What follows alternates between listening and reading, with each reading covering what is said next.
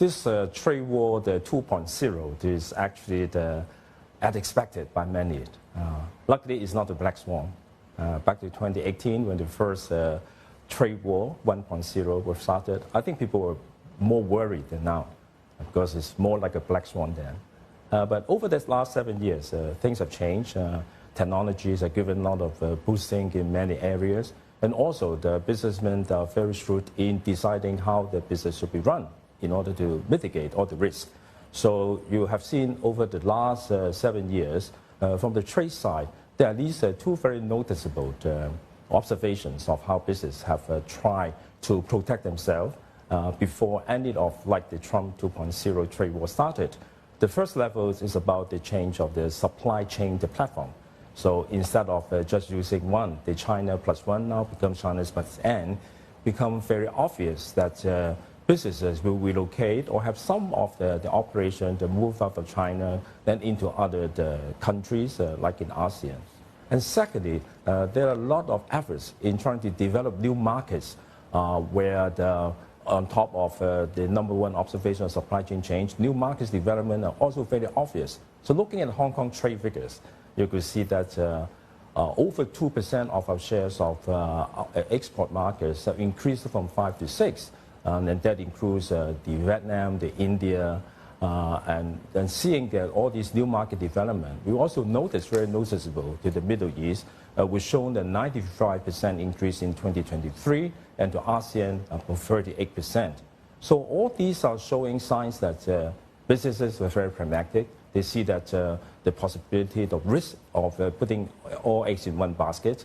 They diversify, taking time to move their production line to elsewhere, joint venture with other partners, so that they will continue to be able to with the production that they have been like what they have been doing in China. And when you talk about the diversification of markets that we've seen, no doubt a lot of these companies have been seeking customers elsewhere. I mean, we've very much seen that has been the trend over in China, looking at places across ASEAN, the Middle East, as you mentioned as well. Is this something that you've seen where some Hong Kong companies have actually had to look at other markets to actually manufacture and set up shop? Because I suppose a lot of the fear amongst the Chinese companies that have also looked at third countries is that they also could be the target as well of Trump's tariffs. Well, Sam, that may be the case. The U.S. administration got a lot on the plate. And how soon and how much resources they can put up to deal with all those in such a space of time is a big question mark. And no doubt, if we look at Hong Kong, we have to see what uniqueness or the strength of Hong Kong really have. Like U.S. companies in Hong Kong, they're actually not receding, they're actually increasing from both regional headquarters to regional offices to local offices. We have actually seen an increase in American companies registered in Hong Kong in 2024. And also the number of international companies, including the mainland, altogether, we've got 9,960 new companies registered in Hong Kong. That is actually showing more companies are looking into Hong Kong as a sort of investment platform so that we make good use of Hong Kong uniqueness, including the one country, two system flexibility that we have, the free flow of currency, the very strong finance powers that we have accumulated over the many years. And also the phrase that have put Hong Kong back as the freest the economy in the whole world last year. So all these are showing signs that things are moving in the right directions.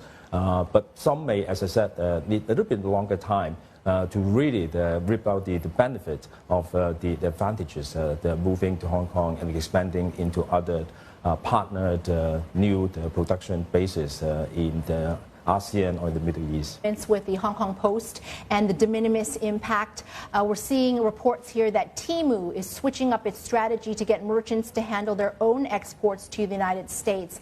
How would some development like this affect Hong Kong? Well, the U.S. government earlier with this postal service stoppage of service, and very soon they resume it. And one of the conditions that many people may not realize that is the U.S. government is asking the Hong Kong to collect all these duties on their behalf, putting aside whether it is right or wrong to collect duties. But it is in principle wrong to ask another territory to help you to collect your own custom and duties for that.